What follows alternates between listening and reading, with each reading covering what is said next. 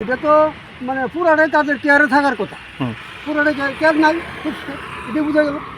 তো office staff থেকে সবাই অফিসাররা সবাই যে যাতায়াত করতেছে, সবার চোখে জিনিসটা পড়ছে, তারা কি তারা ব্যবস্থা নিল না কেন? শুভ না সেটা, শুভ না, অশুভ সেটা আমার দৃষ্টিতে।